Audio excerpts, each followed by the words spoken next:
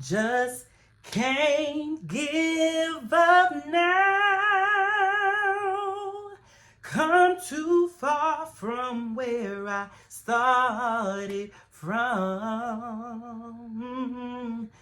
And nobody told me the road would be easy. And I don't believe he brought me this far to leave me. What's up, everybody? What's up? What's up? What's up? It's your boy Beezy in the motherfucking me building, bitch. And I'm back by popular demand. Oh my God, I cannot believe it's really been what, 3 months? I think my last episode was in July. Here we are in October and I am back. Will be some new things going on and things of that nature. New guests, returning guests, new backdrops, new locations, and all types of different things I'm trying to do differently with my podcast and this new season. Here we are, episode 23. They thought I would be gone forever, but I am back. Where I have been, what happened in those 3 months that I had disappeared. I think I could actually talk about it now and deal with it now, let the public know. So let's rewind. Let's rewind. Let's go back to Juneteenth. So my mom had hit me up and she asked me if I could take her down to Shreveport to go rescue my youngest niece. CPS was about to take her if we didn't come and get her. It's my brother's baby's mama's foster sister who actually called on her saying that Anaya, my little niece, had like marks on her face, neck, whatever. I drove to Beaumont where my mom lives, got her and my other niece, which is also my youngest brother's baby that he just had last year, who I also saved last year.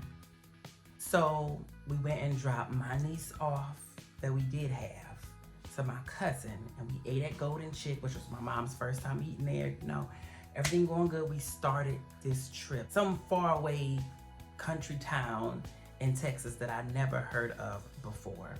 What's that city? I can't even think of. Regardless, it's fucking far away. Just know that. It was a long drive. It was a 19.5-hour drive to and from altogether.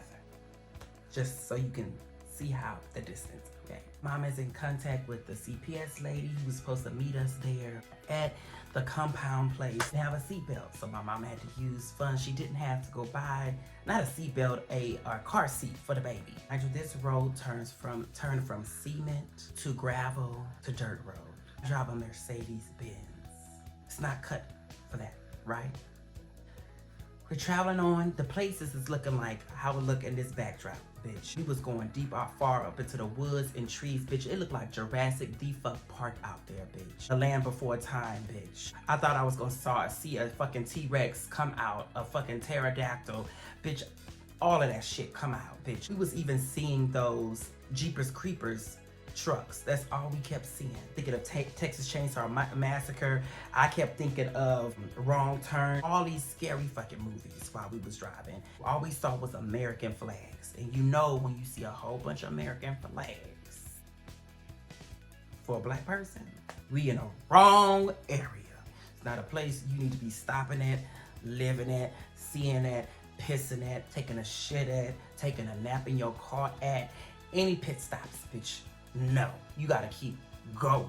So we get there, we pull up. My brother's baby mama is mixed. White, Mexican, black, all this other shit. Her foster parents and people are white. And this came out of her own mouth that they were racist. And I got to, of course, experience it for myself. When we was greeted by the niece, sister, whoever the fuck that was holding the baby, Anaya, in her hands. We grabbed the baby, my mama signed some paperwork, and we were on the road. I was pushing about 80, 90 plus on the freeway to get us back before it got dark. I noticed my car was like jumping, the wheel was jumping in the back. I'm gonna pay that no mind. I'm not gonna worry about that right now. On top of that, as soon as we touched back down in Beaumont, I hit a 18-wheeler tire shrub. You know those the debris, that shit that falls, the tires, that shit that be in the road. I couldn't even swerve in time. My cousin met us to get my other niece. I dropped my mom back home, and then I drove back down to Houston. I had to be to work the very next day. It was a lot. It was so much driving and everything, but I was determined to get home. My mama wanted me to stay, and I felt so bad for her because she had, at the time, this was a 2-3-month-year-old and an 11-month-year-old she had with her. Already trying to juggle the 2 girls with her. So, but I had to go. I didn't notice until the next day. Like, I was trying to make an appointment to see about my tire. Didn't even notice in the front that my bumper had been messed up from hitting that tire shrub. So it was like a chipped off piece missing and shit like that going on. I didn't even know. That stressed me out. I had to get a rental car. I had to file a claim. It was a mess. On top of that, everything from there just started falling and breaking down. A couple days later, my ceiling in my living room was leaking water onto my couch. Relationships of mine was tested, as we talk about, as family and friends. I wasn't even speaking to my younger brother because I was too pissed off. I still haven't spoken to him because I'm still affected by what has happened back on June 21st of this year. As far as my insurance rates going up, I didn't get my car back until like a month later. My insurance only covered my rental for like 30 days, so I was riding dirty until the lady at the Enterprise was like, I'm gonna report the car stolen if you don't bring it back. It took me so many times before I just went crazy and went off because I was keeping in touch with the service manager or the adjuster. And he was cool at first, giving me updates and shit like that. He even told me that Geico, which was my insurance, they tried to deny my tire being looked at because they said it wasn't a part of the claim. And I had to get that straightened out and call the Geico adjusters, whatever, his manager, because the Geico adjuster was not answering. And the guy at that was fixing the car, that was getting my car fixed, he wasn't answering either. To the point where I said, you know what, okay. So I had to go up there. I didn't show my ass. I was very professional. I was angry, but I had to go talk to management or whatever. And of course, he's sitting there lying and shit like that, talking about he was going to talk to Enterprise to get me extended out in that rental car. It never happened. I'm being charged daily. So on top of me having to pay a deductible, gas, all the other travel expenses that I spent probably up to a $2,000, if not more, being affected by me rescuing my little niece. I just felt so angry and I was just so sad and I just couldn't understand why. And I had questioned God why. Like, I was like, God, I went and rescued, I did your work. I went and rescued this little girl from going into the system, from being hurt, from being harmed. My mom sent me a picture like a couple of days later showing how peaceful the baby looked, and I just cried. I teared up because the baby her spirit was so much better than it was when I had picked her up with my mom. It was like God answering me. That's what you did it for. You did it for that. And that just made me so happy and relieved, but I still was troubled. I had to understand I got the hell because I interfered with the hell that little girl was supposed to get. So all the shit that was supposed to happen to my little niece, I got. I thank God for my spiritual sister, Leah, to definitely help me through this process. Oh my gosh, she definitely helped me. It kept me encouraged and prayed for me and tried to keep me calm and Wade, Lonisha, she was very helpful in this too. I'm thankful for them, and to anybody else, you know, that helped me, thank you as well. Like I said, everything was being affected. I'm talking about even with my job, I think I was being late. I wasn't giving my all, and it was affecting that, and people at work could tell. Like, my manager had to come and talk to me. I didn't have my car, my home was being messed up, and I just looked so down. So of course I separated myself from social media. I detached myself from everybody damn near everybody and everything, because I didn't want to have everybody in my business per se, even though y'all know my business now. But you know, when something like detrimental, something heavy happens to me, I tend to stray away. I tend to distance myself from everybody and everything, because I need to get myself together. And I think that's important. I've done it many times in the past. I will separate myself from people, places, and things in a hot minute. If it gets too hot, you know, if the kitchen gets too hot, honey, I got to go. Like, I can't do it. It was really a test, and I was just so determined. And even my mom told me this, and friends and family told me, like, Brandon, God is gonna bless you for the sacrifices you made to save that little girl who's now in the best hands she could possibly be in, which is my mom, who took care and raised me to the best of her abilities. And I love her and thank her for it. Even in my process of going through the things I was going through, I was helping up my other friends and family that were going through things as well. And it's crazy how this happens all the time. When I'm going through shit, it tends to be somebody who needs me, who needs my help, who needs my care, who needs my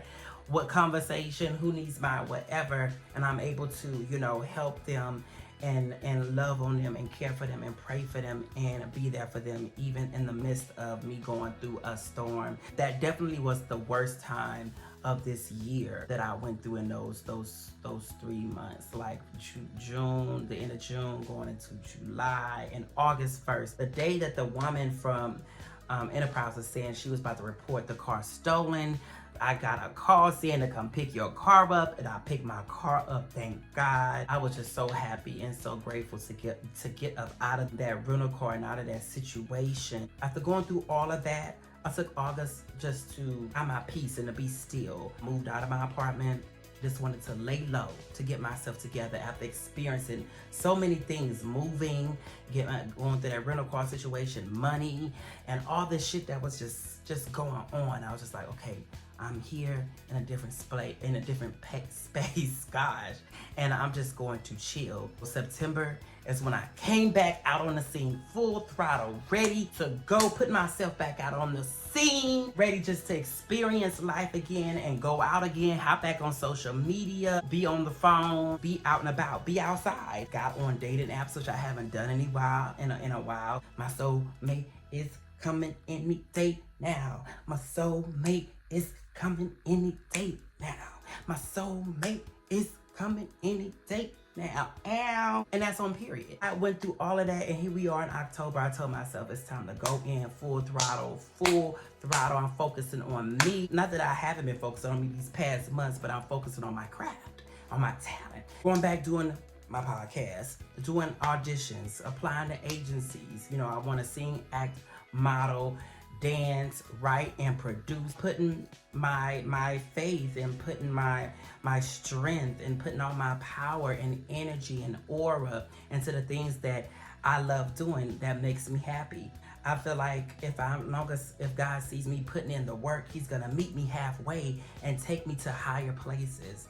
And it's going to happen, and it will happen. But I just wanted to share that with you guys to let you know what happened to me, what is happening to me, and what's going to happen for me and to me. It's going to be success. It's gonna be soulmate, marriages, and kids, and singing careers, acting careers, movies, and red carpets. And all of the above is coming for my future. I feel it, I see it. I'm gonna continue to manifest it and keep going from there. But you guys, stay tuned for what's coming in this next season of Beezy on the Beat. Bring the heat, kick up the heat, you know, turn up the levels on y'all ass with more guests, new guests, returning guests, different places to interview in, different topics, all types of different things that's coming in the woodworks for you guys. It is coming, so stay tuned. Thank you for listening. You already know who it is. It's Beezy in the motherfucking meat building.